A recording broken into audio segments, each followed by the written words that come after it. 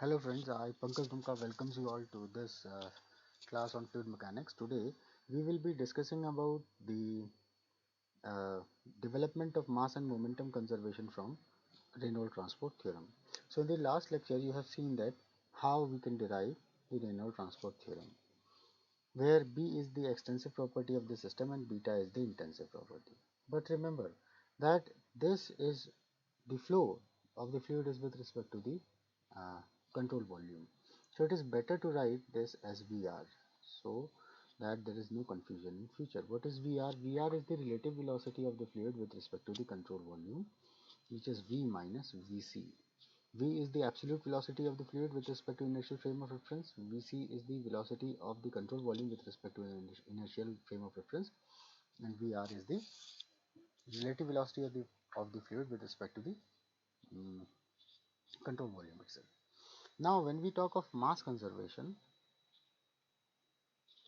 so mass conservation means the extensive property will be the mass, and beta, which is dB by dm, intensive one, will become 1.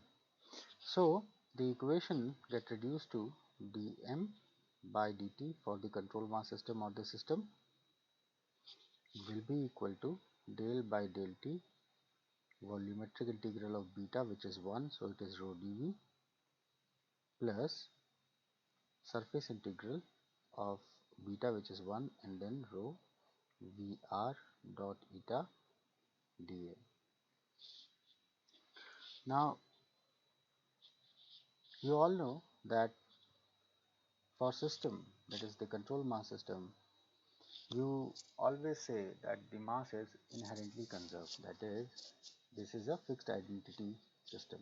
Identity of mass is fixed there. So there will not be any change in mass. So the equation simply get reduced to, why not to write this on right hand side. So it is del by del t volumetric integral of rho dv plus surface integral of rho vr dot eta dA, and that is equal to 0. This is the mass conservation equation for finite control volume which you have developed earlier, but now you can see that this equation we have derived or developed from the Reynolds transport theorem very easily.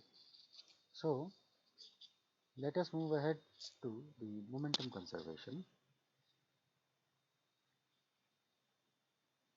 Momentum conservation, and let us talk of linear momentum conservation. So you all know that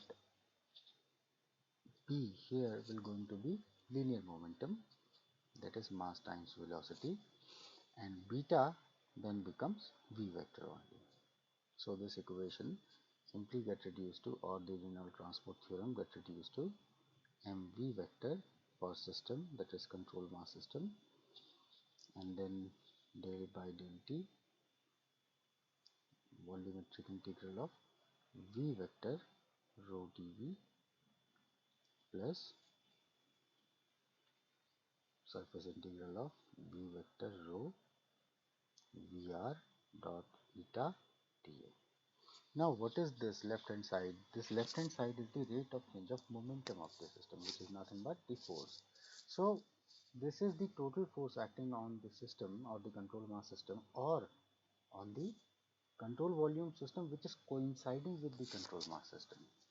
So this is the net force, and that is equal to the right hand side.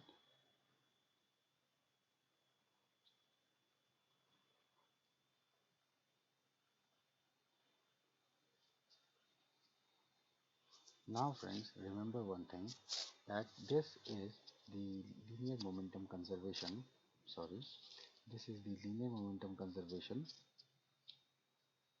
okay, for a finite volume.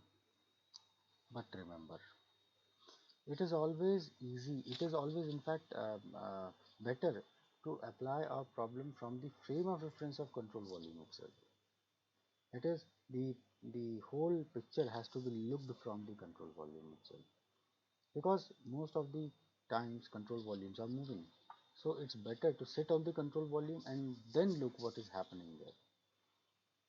So if you attach your coordinates to the control volume itself, then you have to write the Reynolds transport theorem or the momentum conservation from that point of view only. So here, if you write your momentum conservation from the point of view of control volume, then your B will become mvr, that is the relative velocity of the fluid with respect to control volume, and this beta will simply becomes vr then. Then what you can do is you can write the Reynolds transport theorem replaced with these values.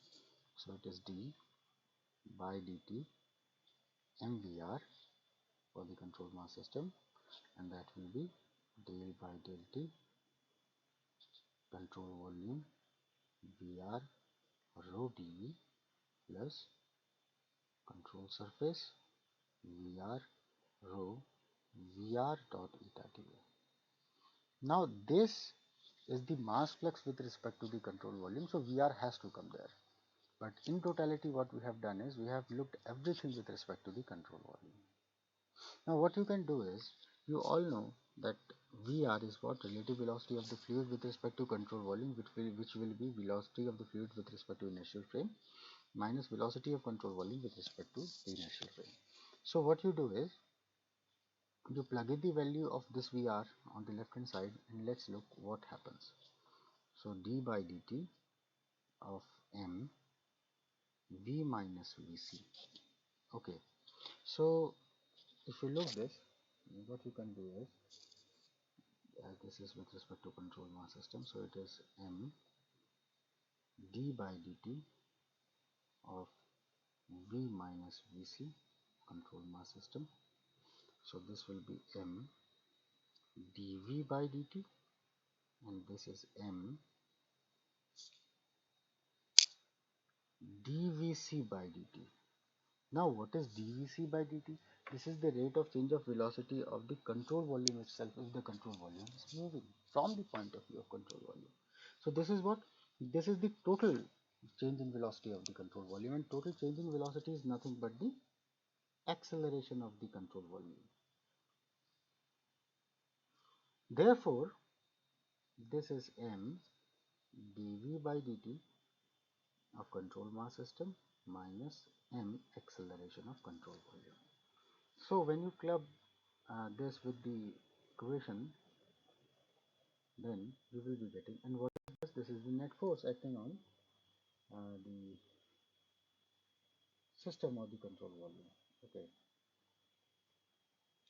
so then we can write this as net force minus m ac is equal to del by del t volumetric integral of Vr rho dV plus surface integral of Vr rho Vr dot eta dV.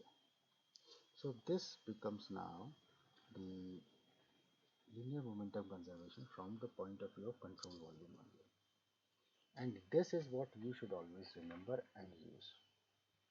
So if your problem is steady, let us say, if the problem is steady, then this term on the right hand side will vanish, because this is what the rate of accumulation of momentum within the control volume is. So this equation simply get reduced to MAC and surface integral of Vr rho Vr dot eta dA.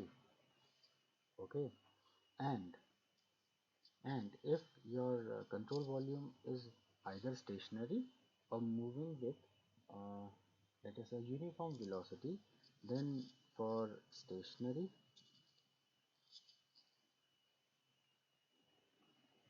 or uh, constant or uniform velocity or uniform velocity control volume, that is the control volume if either stationary or moving with uniform velocity, then the acceleration of the control volume will be 0, and the equation simply get reduced to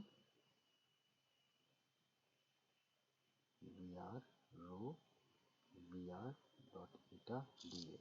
And remember, if it is stationary, Then this VR, which is VC, sorry, which is velocity of fluid minus velocity of control volume. So this will be 0 and VR will be equal to simply velocity of the fluid. Okay, and here what is this? This is the net force acting on the control surface or the coinciding control volume, and it comprises the body forces, the surface forces, and the forces which are coming due to the on the control volume due to the bulk surface. So this is all in this particular lecture. In the next lecture, I will be telling you how to develop the energy equation from the equation of Reynolds transport, that is Reynolds transport theorem itself. Okay, and then we will be applying our momentum conservation to the finite control volumes. Okay, till then, take very good care of yourself. Thank you very much. Bye. If you like the video, then please do like, share, and subscribe. Thank you very much.